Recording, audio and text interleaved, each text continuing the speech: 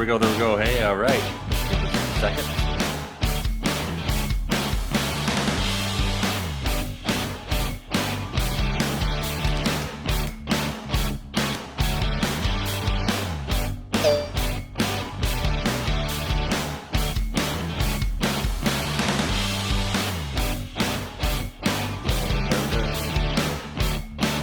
Hey guys, welcome to Sober Talk. Give us a couple minutes, people get here. I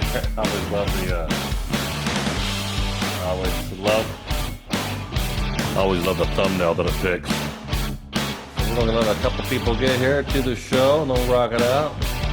From a short show tonight, so we can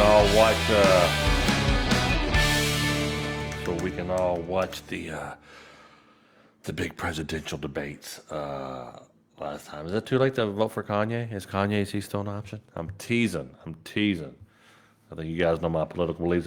We do not talk politics on this show. So how's everybody doing? Man, it is Thursday, October 22nd, and we are on episode 40 of Sober Talk. This is really, really cool. I'm very excited about everything going on. So check it out. You're here because you need to get sober.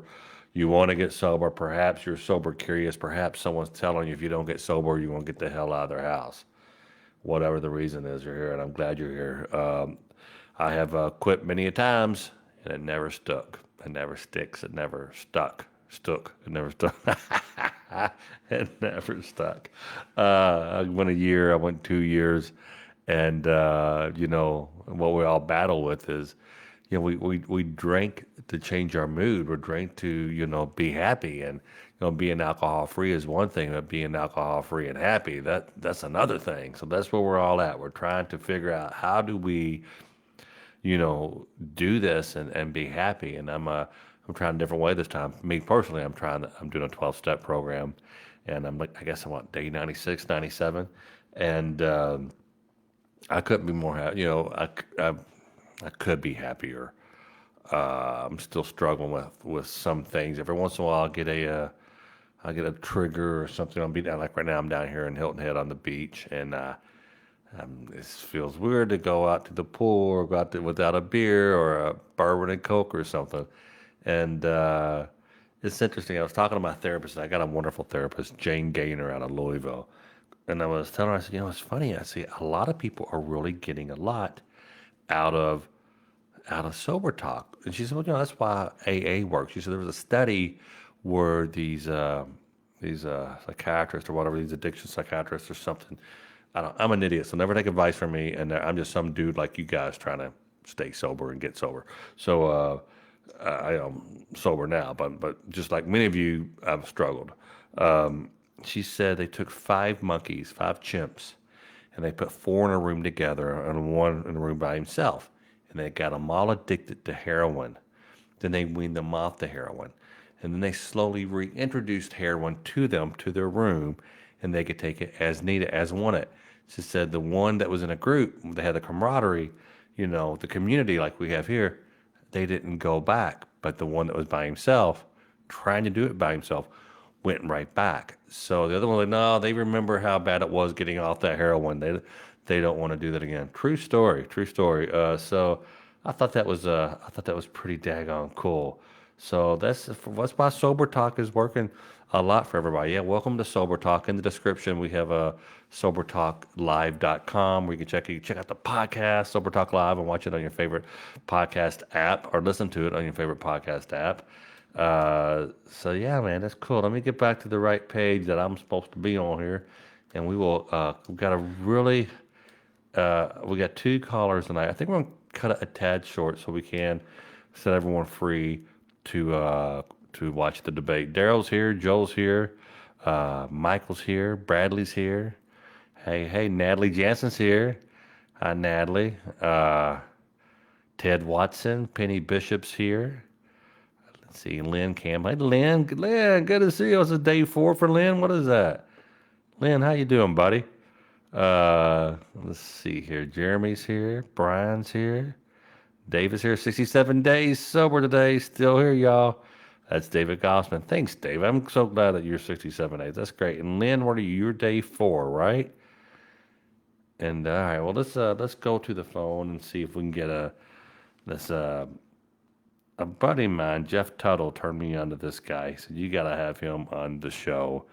And this guy has quite the story. He was in TV and news and broadcast, and I think things were going great for him. And then I think things kind of took a turn for the worse. Or so let's see if we can get him on the phone here. His name is Mike.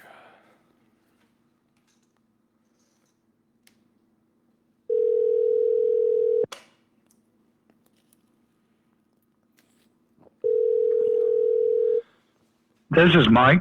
Hey, Mike, it's Tom Mabe from Sober Talk. How are you? I'm good. How you doing, buddy? I'm doing well. I got your name from a mutual buddy named Jeff, and he said, "Man, you got to have Mike on Sober Talk. He has quite the story and is very knowledgeable and very helpful."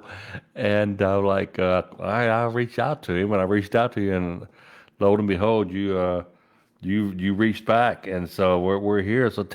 So I'd like to hear a little bit about your career, your journey, your alcoholism or your addiction, and when you go talk with people, how do you usually start this out? Well, it depends. Whoever we're talking to, because we got to gear our story toward them and reach them where they are at that moment in time. A lot of the things that I work with on people is that depending on if they were a professional or a professional, whatever type of professional, because that's what I was. I worked almost all my life, starting at 17 years old in radio. Okay. We graduated to television, and eventually alcohol took over. And at 45 years old, I ended up in a homeless shelter because I threw away everything just so I could drink. And you were a professional. You were in radio and broadcasting and had a decent career going, and then you ended up in a homeless shelter. Right, exactly. Wow. Yeah, I started in a little town in southeast Missouri. Mm-hmm. Then I got a heck of a good job in Nashville. But people who are alcoholics, we have this uncanny ability to know when the pink slip is going to come.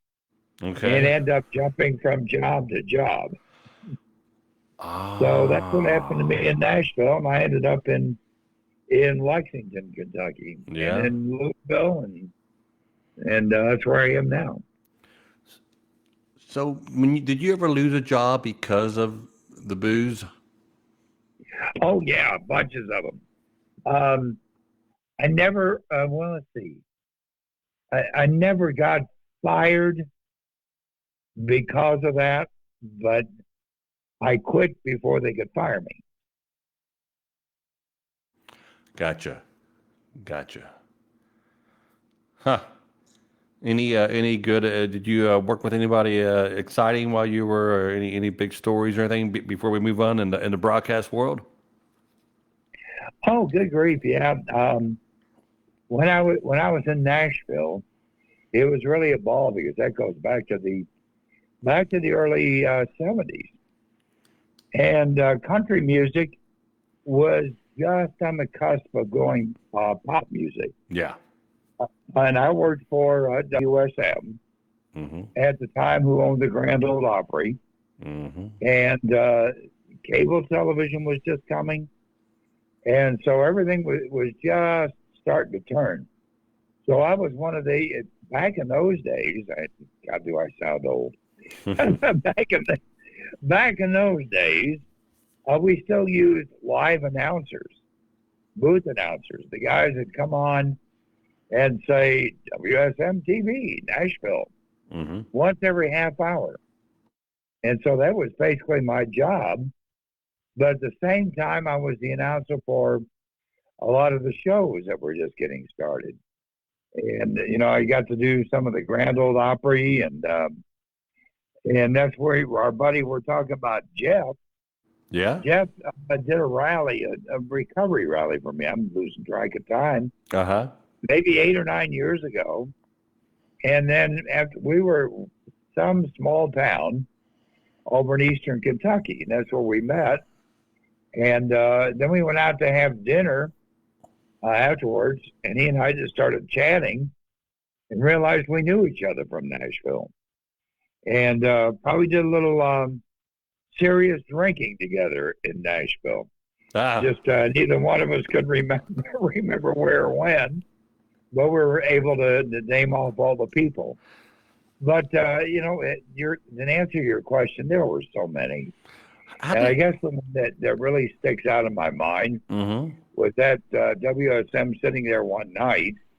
What they did a lot, I can't remember the producer's name.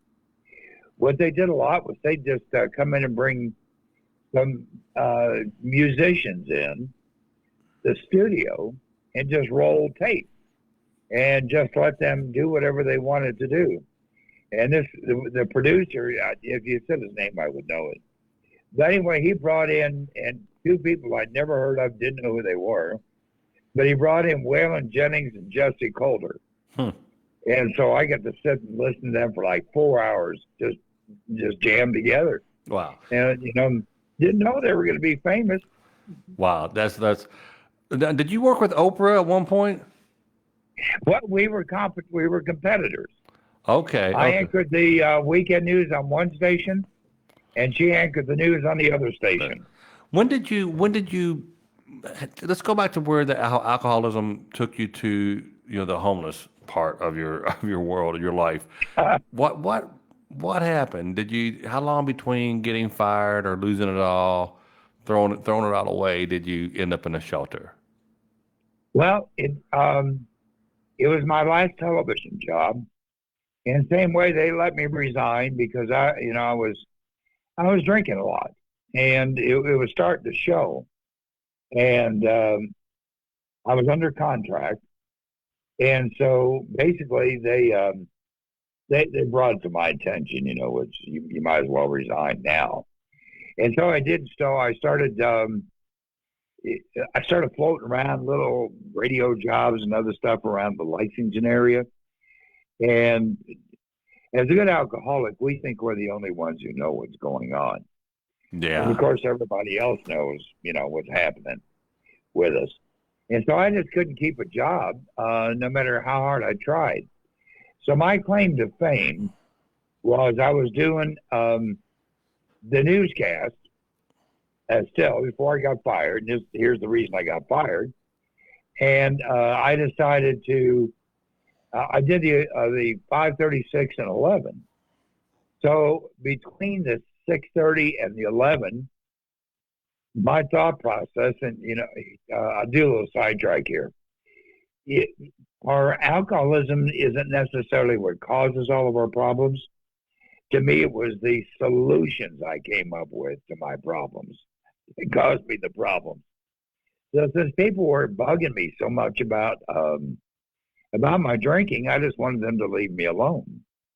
So I got in my car and just thought I'd take a little ride down by the Kentucky River south of Lexington. And Yeah. by the time I was done driving, I was in a place you may know. I was in Hilton Head Island, South Carolina. That's where I'm at right now. Right. Were you drunk? Did you drive down here drunk? Yeah, the whole way. Oh yeah. And Wow. in a little doggone, see, I lost my nice car, Mm-hmm. and I was driving a gosh, I can't remember what those things were. A little bitty hatchback. I just can't remember the name of them. Datsun too. So I drove that little bitty hatchback 4 speed on the floor all the way there, I'll be darned. drinking the whole time. And what happened when you got down here? How long did you stay? I stayed a couple of weeks and thought to myself, hey, I'm really, I got myself, and I had some money. I took some money with me. Mm-hmm. I still had some left. Got myself a nice hotel suite. Then I ran out of money. So I started living on the beach and thought, man, this is really cool. I can handle this. And then it's a real long story, but I got back in the hotel. Yeah. Some people helped me. And it was basically I got to that point where I didn't have any money. So what? I didn't have any place to go. Didn't know what to do. Oh, and Uh, this comes to homeless yeah, shelter. yeah. Well, so I stayed down there, and then I finally decided. Here's how the whole thing evolved. I had been to some 12-step meetings in the past, a Right. couple of times, and I knew that I heard that you could call them and they would help. But I had been there and I said, oh, these things don't work. It's just brainwashing. And so I called a couple of churches, no offense to the churches. They just didn't know it wasn't what they did at the time. Right. Right. We're talking almost 30 years ago, 27 years ago. So they kept referring me to this 12-step organization. That finally broke down and I called them and I got an answering machine. And I immediately It's like calling suicide hotline and get an answer machine. Yeah, it's not gonna work. So what a waste of time. So I hung up I left a message and I hung up the phone and I had run into some people at the hotel. And they kept trying to talk to me and I didn't want to talk to them. I wanted to drink. Right. Before I lost all my money. And they kept wanting to shoot the breeze and I'd see them in the morning when I was making my trek to the liquor store. And they'd always want to stop and talk. And so when somebody finally called me back, they asked me where I was, and I told them. And they said, we'll have somebody there real fast. So somebody knocked on my door, and I opened the door, and it said, damn couple that I have been seeing every morning. And they were from Lexington, and they knew that I had been missing. And so they were in a 12-step program. How about that? So they put it together, and they knew exactly what was going on. Huh. Good for them. Wow. Yeah, so they took me to a meeting. Excuse me, I met somebody from Louisville that just happened to be down there. And he said, we can help you. And they ended up bringing me back to Louisville. Wow. Well, and so how long have you been sober now? Let's tell me, how long have you been sober? Was it 20 years? 20. I just celebrated my 26th birthday. Wow. A couple of weeks ago. Well, that is what advice would you give? Because a lot of people who watch the show Sober Talk, they're kind of just using Sober Talk as something to hold them accountable. But there has to be. David says that your car was a Chevette that you drove down, probably a Chevy Chevette. No, it was a Dodge something. Huh. So we got people who are, like I did for many years. I'm just going to stop by myself. I'm going to stop by myself. That's going to be it. What advice would you give someone who?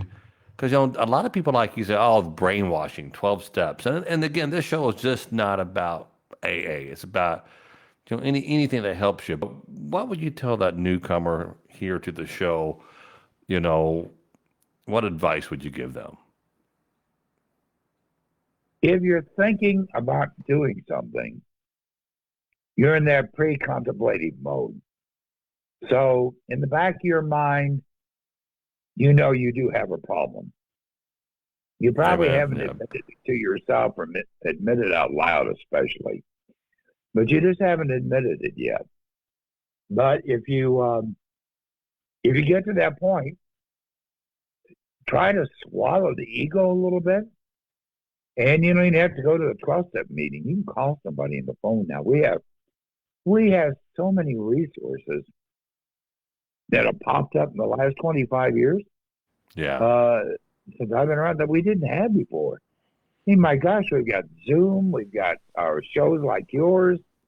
We were so silent 25 years ago. Nobody would dream of coming on a show like this, or even anonymous. That's what they call it, anonymous. Yeah. And I always say that, my alcoholism wasn't anonymous. So my recovery should be anonymous. Yeah, alcoholics, not no bull crap. I saw you wrestling a 90-year-old lady at the bar last night. Yes, that's great. My alcoholic.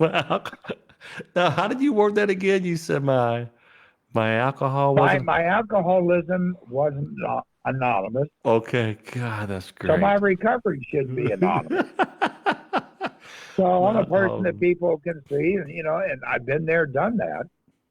Um, Jeez. and well, I didn't finish the whole story on coming back from. Hilton Head. I ran away a second time. Okay.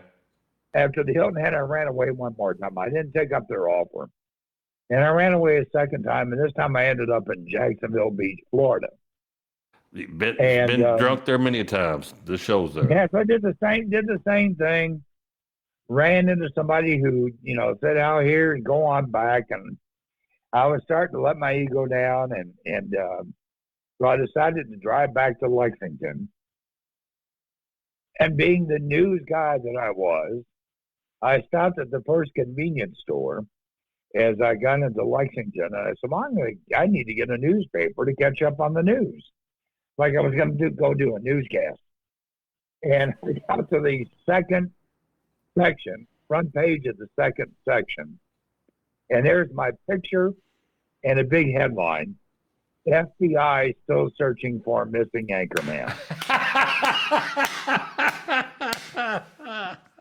So I said, well, I'm busted now for sure. God, that's So awesome. again, trying to make the story short, I had some friends who helped me. Did you try to turn yourself in for a reward? You should have gone and tried to turn yourself in for a reward. So when I returned, and I was back, and they found out what my story was. It was buried out of about page 12, about 3 or 4 days later. Anchorman returns home safely. All questions referred to family. Anchorman's a drunk. Oh, so anyway, that's basically the story. And everything else that's associated with alcoholism. I did all those things. Some of them were pretty sad, and some of them were pretty doggone funny. I couldn't get a job in the media. So, everybody can sell cars, so to speak. Yeah. So the big car dealership hired me for my name. Yeah. Yeah, and I didn't want to do that. I didn't want to sell cars. Yeah, I just needed the money. So on Saturday, we were supposed to take a car and go show it to a prospective client. Well, I had a little deal set up where I had stored this is after my wife and I split up. I had stored my furniture in one of those storage units. Mm-hmm. And not only that, I stored a couch, a recliner chair, a little refrigerator. I basically made it an apartment. And so instead of going out and showing the car to a prospective client, I would go over there to the storage thing, sit there and drink beer and watch basketball games, and then take the car back and say, no, they didn't want it. This is in Lexington, Kentucky. Oh. Yeah. Wow. And you finally got sober. And what are you doing nowadays? You selling cars, or what are you doing? So while I was at this place called the Healing Place, Right. recovery program in Louisville, I stayed there for, I think, almost 15 years. Not all of it as a client, not all the time living there. But I started a number of programs, and I started a number of different things. And here's how it really started, where I got to today, what I do. Is I had a friend in Lexington, a business associate, who said, I don't want to name the name, we're having a reunion. Would you consider coming back? Because he knew my story.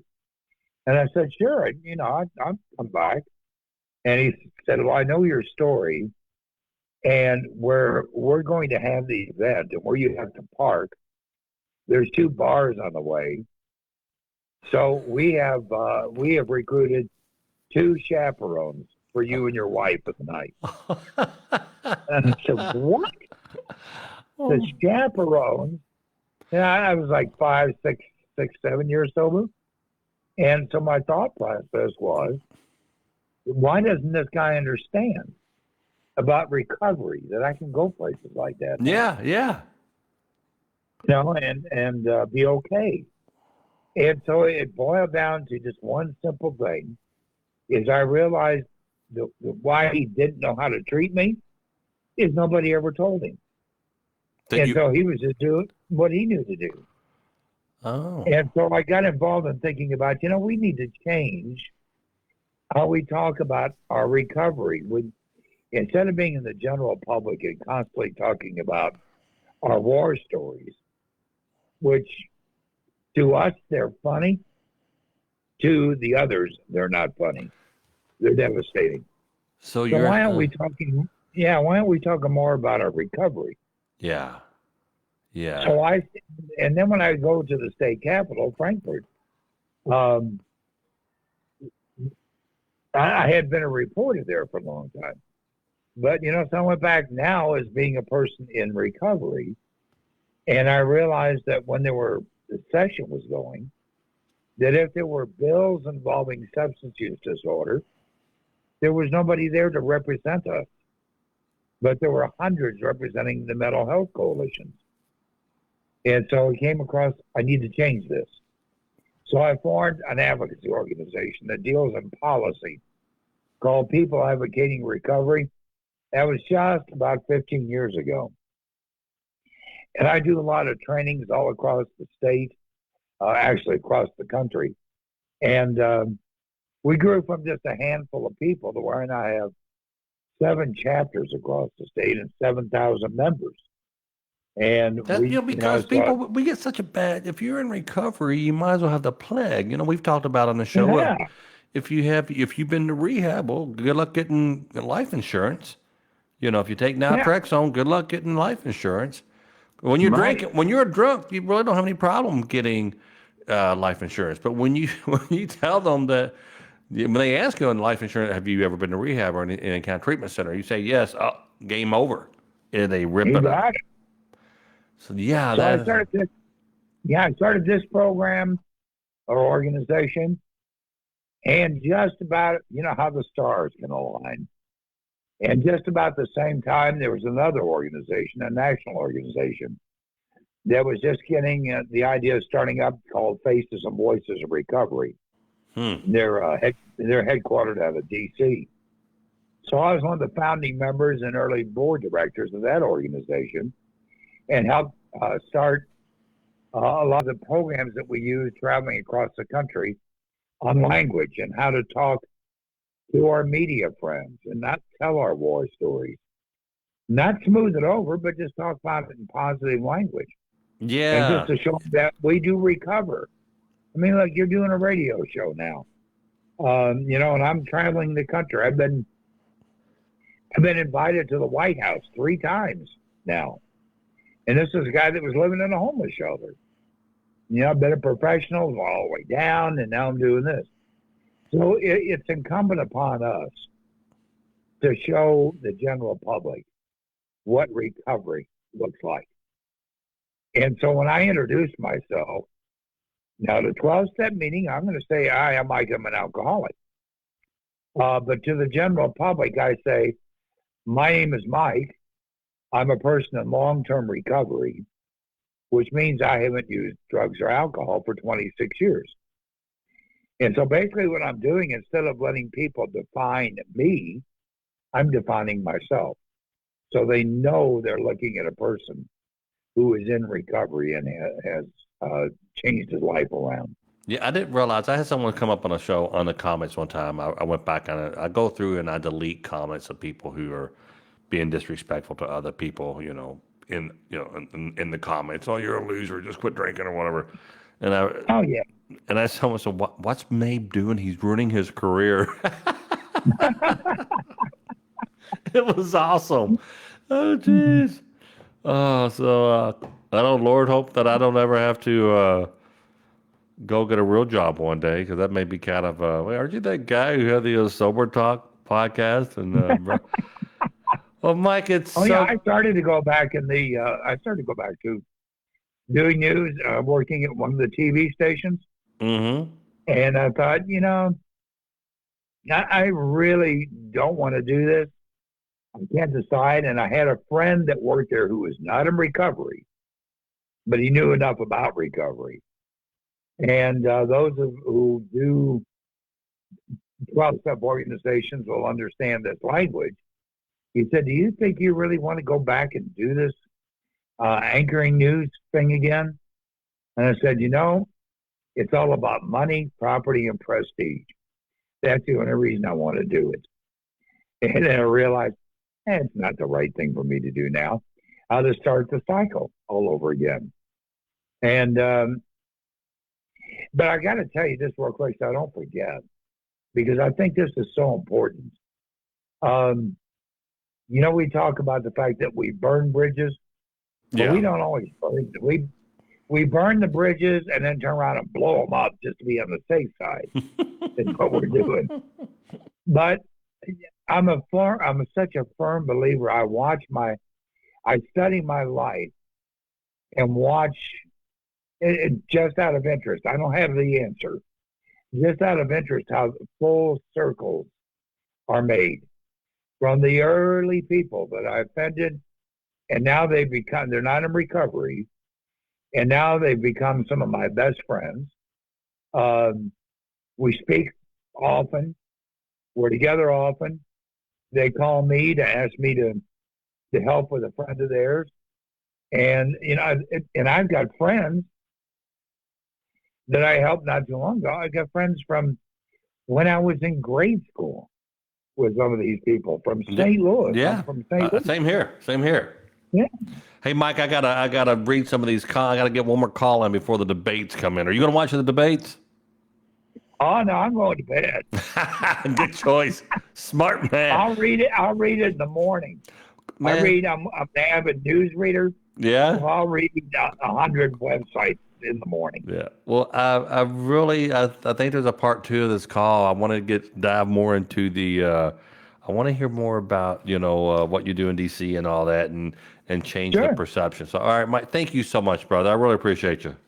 Oh, and real quick, thank you for asking me, but I got to thank you for that one bit that you did on the murder scene, the phone call. Yeah, that's my Sweet Home Alabama. That's what everyone knows me from.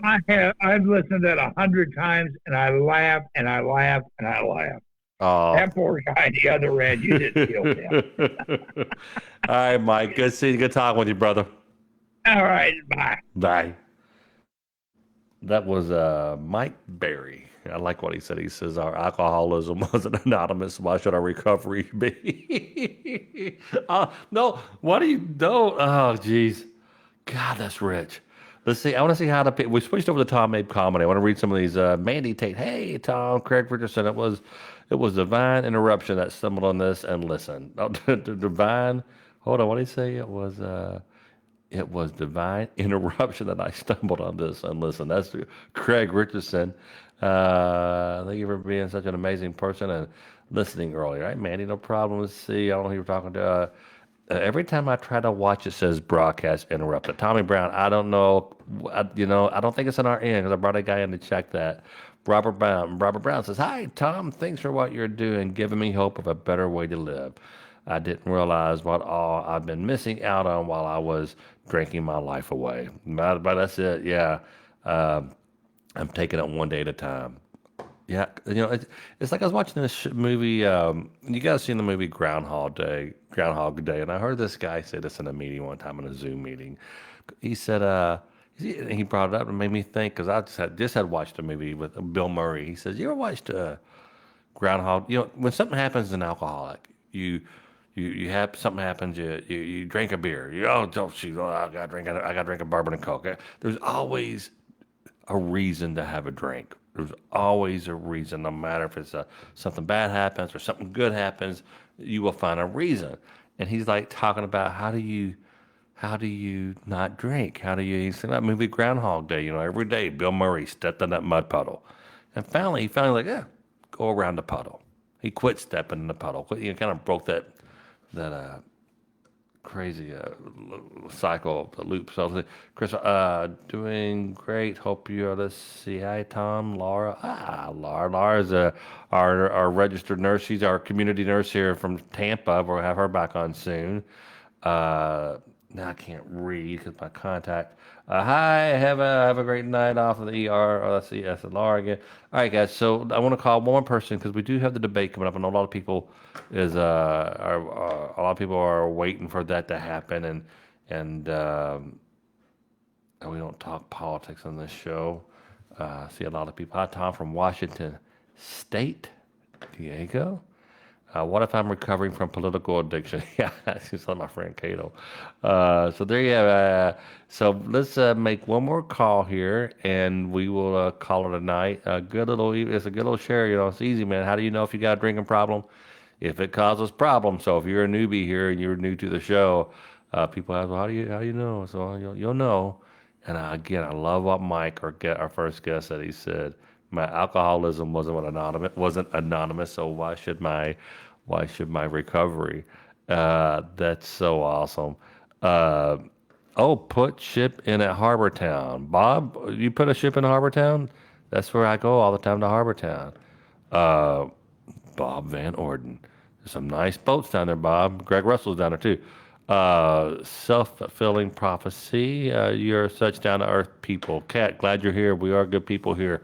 Good place to hang. And look, join if you want to. You can join the private group as well. And there's a lot of knowledge in those groups. If you're trying to get sober, if you just want if you want to help somebody, please join our little private group. All right, David is right. This is not a place for politics. You are right. All right, guys, one more call.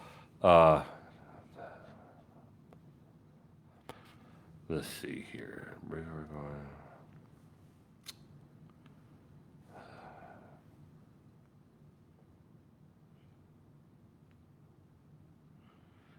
You can share during. We're calling Jeff, my buddy Jeff here. He's the one who turned me on the mic, and we're going to say hi to him. Hello. Hey, Jeff, Tom Mabe, Sober Talk. How are you? Good. How you doing, Tom? Good. We just talked to Mike, and what great story. Great guy. Great guy. I struggle with because I don't want to interrupt people when I feel like we need to move it along or whatever. But he was not one that I wanted to move along. I just let him. He has such great.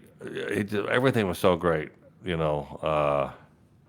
But yeah. So how are you doing? And again, thanks for turning me on to Mike. He was a great guest. Oh, thank you, Mike. Mike, I'm doing well, thanks, Tom. And Mike is one like the pioneers of the big recovery movement, and he was like a mentor to me. I met him. I was sitting here thinking after I talked with you earlier, like maybe 15, 16, maybe 17 years ago, and him and his group, PAR, and then the Faces and Voices of Recovery, was trying to remove the stigma of what we went through, what we're going Yeah, and he was talking about we were talking about something came about AA, and I said, "Well, this is not a very anonymous group here." And he said my alcoholism wasn't anonymous. Why should my recovery be? And I thought that was correct. So you've seen a lot of careers over your and it's going to be a kind of a short interview because we're going to cut the show early tonight. But you've seen a through. lot you've seen a lot of careers lost over addiction, haven't you? A lot, including my own. Wow. And what was your career? I've read up on you and you've done everything from shows to benefit. I don't know you were a broadcast. You were like Mike. You were in the media, right? Well, I'm in media now. I started out actually. I was involved in boxing with the late great Emmanuel Stewart for 30 something years, and then during that Wow. time, I developed a country music career where I sang in country music, and I was doing real well in Nashville, Oh and wow. then I got bit by the addiction and dependency on prescription pain pills. Wow. Wow. Now, hey, are you talking directly into the phone? Because sometimes it goes in and out. I don't know if you were Yeah, on a. here, let me fix this. I apologize. Is that better? That is much better. Thank you. Okay, I'm sorry. So you got addicted to yeah, any kind of addiction, be it pain pills, heroin or booze or whatever. And how many years were you addicted to that stuff? Oh, about a dozen. A hard 12. Wow. And I never really drank. I never really developed the taste for alcohol. And although all my friends that I hung around with and then playing in the bars, but when I met the pain pills time, I didn't do it halfway. I finished the course, and grateful every day that I'm clean and sober. Yeah. Yeah. Yeah. Let me look at I love this. Are you in the program, or do you do any kind of therapy or anything, I do all of it, really. I mean, like, I watch you. I'm getting from you, Mike.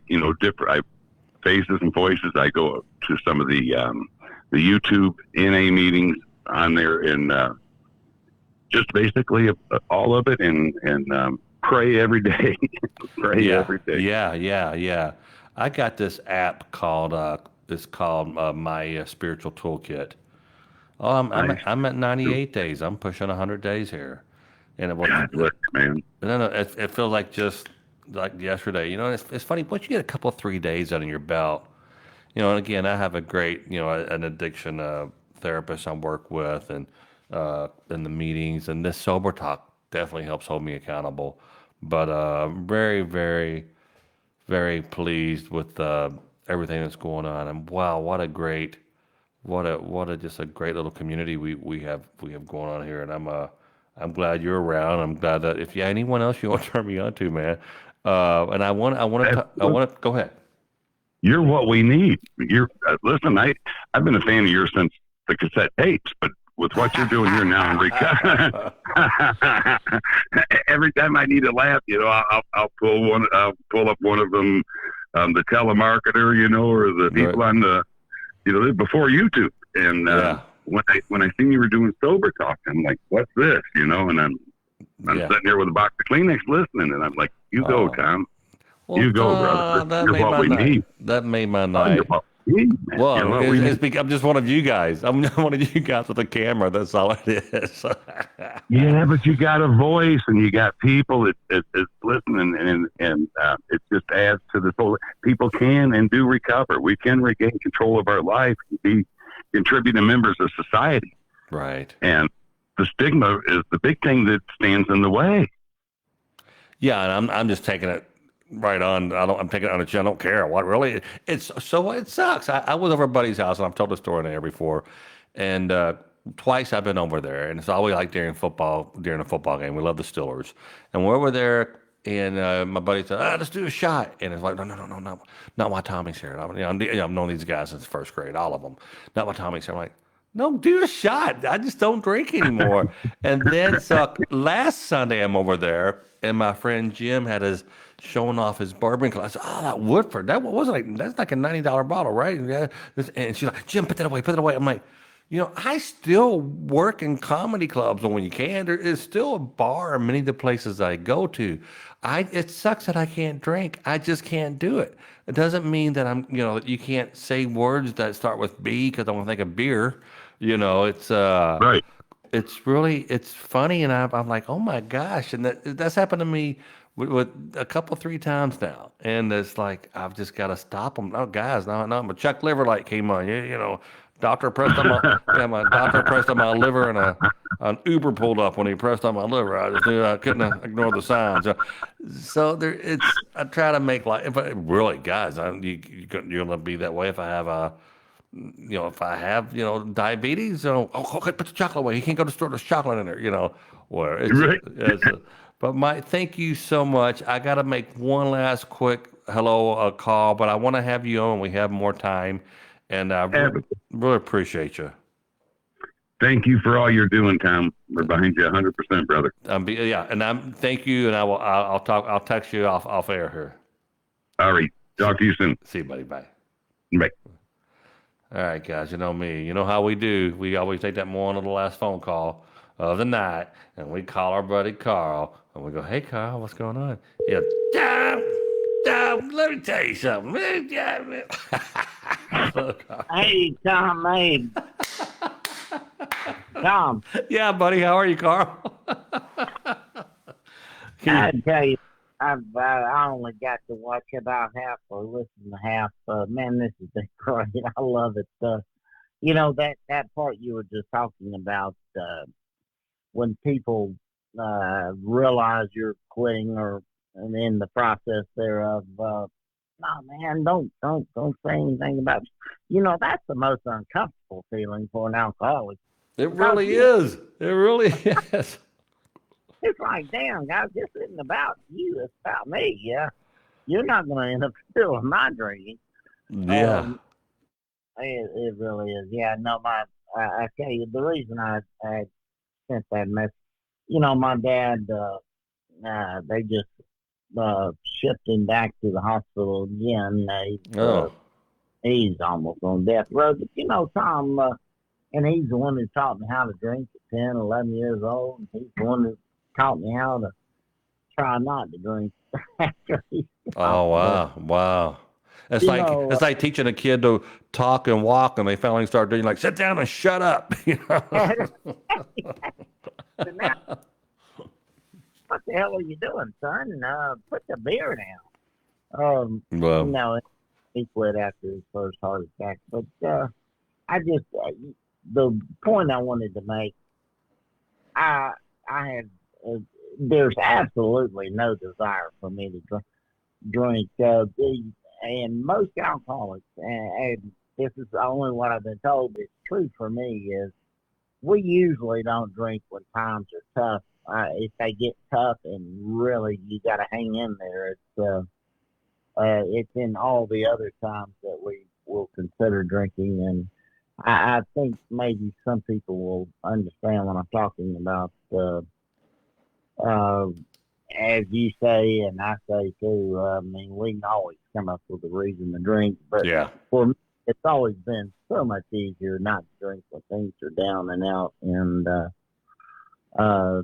I mean, this is just like what I'm going through, but it is I just wanted to say, man, I'm so doggone glad to get to hear you and our fellow friends talk tonight. Yeah, we have Mike Berry, his name, and he got back. He got back to Lexington, Kentucky, and he opened up the newspaper, and it says FBI is still looking for news anchor. He said, "Oh God, Wow, alcoholic world. I mean, you guys got it made. there's a lot of Hey, real quick here. I want to touch base. I'm sorry. I'm the one who initially brought up the debate in politics, but everyone's cool. Don't worry about anybody what they said. I see a couple back to back people because they briefly touched on. It's all good. Just clean slate, no worries. And then you did get here. Okay, Bev sent me a direct message on Sobriety. Okay, so cool. So yeah, man. Hey, But yeah, go. what's the big say about the two last things alcoholics need to talk about is religion and politics and trying to save the world, or Yeah. there is a part in the book that talks about that. And so, Oh, I talk about it. Yeah, I've skimmed over that. I've in my act I talk about. So if you ever feel like you got too many friends on Facebook, just post your political beliefs on your wall. And this is awful, but when when Trump and who was it, Hillary Clinton were going against, I had two Facebook pages, both at the time close to a million followers on each. And one page, I was like, I'm voting for Trump. And the other page, like, screw Trump. Hillary Clinton. You're the one. Anyone can change this one. And I had people arguing back and forth. And I realized really quick that you cannot talk about. Yeah, I that mean, was a good idea, it though. was great. I thought it was a great, funny, brilliant idea. But I had people like, uh, friends, families coming after me. Just everybody, just like you can't talk about that stuff. And I finally a dear friend of mine said, "Can you mind? Do you mind if you just don't post any of that stuff on your? My family thinks that you're a total nut job." And Yeah, so we don't talk about the politics. Try not to. But anywho, well, Carl, Yeah. well, everybody enjoy the. Everyone enjoy the. Are you gonna get home and watch a little TV? Are you, Carl? Yeah, I guess I'm gonna watch a little bit of that foolishness, but Yeah. and then we all know the man's gonna win. So, Gee. oh wait, I didn't mean to. Oh, we're on live. Oh You God, said the man, they're both men, so you didn't say you're not referring to. So you were referring oh, back to the Trump and Hillary days. Guys, no more Carl, shut up. I'm going to shut up. This is bad. We just lost half our viewers talking politics. Uh, that's awesome. hey, Bev, go ahead. I guess everybody votes. Really, I mean, if you give a one crap about our country, vote, and if you vote for whoever, that's what you do, and just don't. No, we're not gonna go there, but. Yeah, it Yeah. really is. Well, just don't drink. This is a good. This is, Alcoholics need to go to the polls sober. I mean, you might no, just. no, ignore Carl. Go to the polls drunk. It is where I want you to wear a Biden shirt and a Make American Great hat. I just want you to confuse the hell out of everybody. All right. Oh, God. All right, brother. I love you, man. Talk to you later. All right, guys. So you just watched another episode of Sober Talk, and it was a good time tonight. It was a good time. It's we're going to continue to do this. Let's see. Tomorrow is today is Thursday, so we'll do tomorrow night, Friday night. Everybody needs a little bit of Sober Talk, and so man, reach out if you have any issues. If you feel like you're going to have a hard time with drinking or you're drinking too much right now, call an ambulance. Go to the ER. Do not try to do this on your own if you do that point. And check out our private group. There's a lot of people in there who can help you out in that private group. The other thing I was going to say too is that if you want to listen to the podcast, we're put everything now on the website, sobertalklive.com, sobertalklive.com. And if you want to be a guest on tomorrow night's show, a guest tomorrow night, email me, sobertalklive@gmail.com. That's sobertalklive@gmail.com. And hey, love you guys. We'll talk to you soon. All right, bye.